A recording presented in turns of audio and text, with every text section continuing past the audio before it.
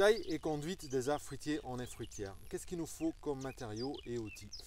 Fil en acier, fil de tension de 2 mm et demi jusqu'à 3 mm, donc bien fort.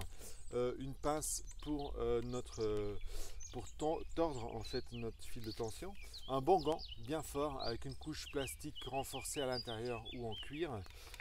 Une scie de taille de bonne qualité affûtée et un sécateur. Sécateur avec la fameuse encoche en bas pour couper notre fil de tension si besoin. Voilà, ça c'est la base et on y va. Donc phase numéro 1 dans l'entretien de ce sujet, derrière moi une rainette, un pommier qui a un âge de 7 ans, c'est la création d'un axe vertical ou ce qu'on appelle une cheminée. En fait on va suivre le tronc, la verticalité du tronc et on va enlever à l'intérieur dans la verticalité sur 90 degrés les verticilles, donc ce sont les branches latérales qui ne seront pas des branches porteuses, les gourmands, les branches frottantes qui se frottent et les branches intérieures qui vont vers l'intérieur et les anticiper.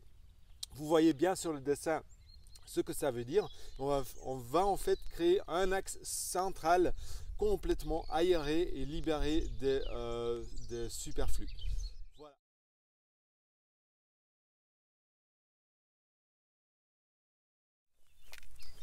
Donc notre cheminée centrale a été créée. Donc l'intérieur de l'arbre est bien aéré. Phase numéro 2, c'est ce qu'on va plier les branches porteuses. Donc vous voyez derrière moi à la base de l'arbre des branches porteuses qui ont été sélectionnées il y a 5 ans. On va les retendre un peu vers le bas et on va sélectionner donc toutes les branches porteuses finales. L'idée vraiment pour densifier et occuper l'espace au maximum dans la verticalité, c'est de croiser en X comme ça. Comme ça, on crée énormément de branches porteuses sur une toute petite surface et on diminue l'entretien avec 80%. Donc voilà, pour plier les branches, on a besoin de notre fil de tension et donc les branches. Comment on va attacher?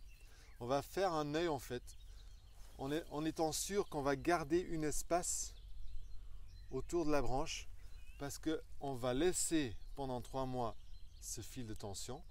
Mais si en cas où on oublie, ou on a besoin de plus de temps, pour être sûr que en fait la branche elle n'est pas étouffée par le fil d'acier. Voilà. Et à base de cette technique, on va l'amener donc vers le tronc et attacher au tronc avec la même technique, en gardant un espace, donc en créant un grand œil autour du tronc. Voilà, donc on a la sélection des branches porteuses qui est faite. On a 1, 2, 3, 4, 5, 6, 7, 8, 9 branches porteuses. On peut encore en sélectionner autour de 5 dans les 2-3 ans à venir. Vous voyez bien qu'il y a une cheminée ouverte en fait pour garder cette luminosité à l'intérieur de l'arbre et sur tous les bourgeons à fleurs. Et donc la dernière phase, c'est que sur les branches porteuses, on va enlever toutes les branches intérieures et toutes les branches frottantes. Et on aura fini notre deuxième phase de conduite de l'arbre autour de 5, 6 à 7 ans.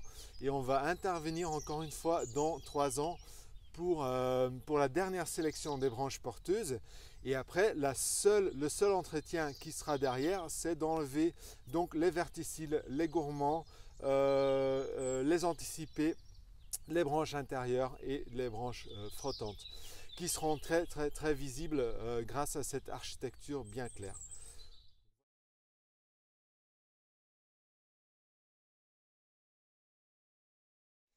Donc une fois qu'on a guidé notre arbre, on a fait la conduite, on va enlever les bourgeons et je vous montre un exemple qui est en fleurs pour que ça soit visuellement plus intéressant. On va enlever en fait à l'intérieur, au cœur où les futurs fruits n'auront pas accès à la lumière, on va enlever les bourgeons avec ce fameux gant. Et donc en frottant comme ça, on va pouvoir enlever les bourgeons qui vont manger l'énergie et qui vont produire des petits fruits.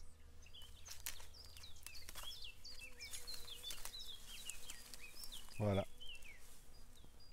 Et donc pour finir, La dernière phase, donc mon arbre est taillé, conduit comme il faut. La dernière phase, c'est dans mes axes centrales logistiques en fait, de passage, si ce n'est que machinal ou juste comme piéton. On va enlever vraiment les branches qui gênent pour garder, donc on va guider en même temps nos arbres dans la verticalité.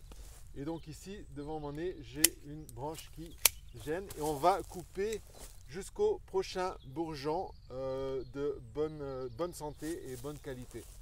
Même pour cette branche-ci, voilà. Et en fait, on a fait notre conduite totale de notre pommier. Voilà, j'espère que ça vous a aidé. Maintenant, c'est à vous de passer à l'action.